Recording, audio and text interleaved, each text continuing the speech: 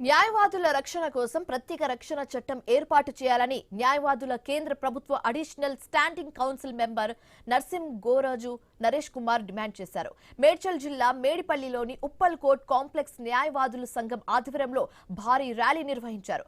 హైదరాబాద్ వరంగల్ జాతీయ రహదారిపై బైఠాయించి నిరసన తెలిపారు. మహిళా న్యాయవాదిని హత్య చేసిన నిందితులపై కఠిన చర్యలు తీసుకోవాలని డిమాండ్ చేశారు. అలాగే చేవెళ్ల కోర్టు ప్రాక్టీస్ చేస్తున్న మహిళా అడ్వకేట్ ను మోయినాబాద్ మండలం కేతిరెడ్డిపల్లిలో భూ తగాదాలతో హత్య చేయడం దారుణమని చెప్పారు. ఆమెను సోదరుడే ఈ హత్య చేశారని చెప్పారు. తన ప్రాణాలకు ముప్పు ఉందని ఆమె ఫిర్యాదు చేసిన పోలీసులు నిర్లక్ష్యం వహించారని ఆరోపించారు.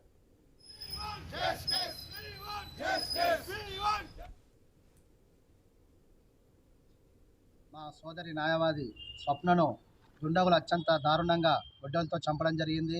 ఈ యొక్క హత్యను తెలంగాణ న్యాయవాదులమంతా తీవ్రంగా ఖండిస్తున్నాము.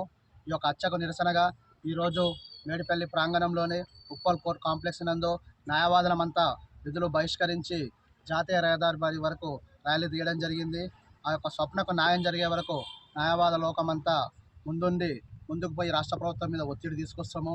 గత కొన్ని రోజుల నుంచి మన యొక్క న్యాయవాదుల మీద దాడులు జరుగుతున్నా, హత్యలు జరుగుతున్నా ఈ యొక్క రాష్ట్ర ప్రభుత్వాలు పట్టించుకున్న పాపాన పోలేదు. వెంటనే యొక్క రాష్ట్ర ప్రభుత్వము న్యాయవాదుల రక్షణ చట్టాన్ని తీసుకురావాలని చెప్పి మా యొక్క తెలంగాణ న్యాయవాద సంఘం డిమాండ్ చేస్తున్నాము.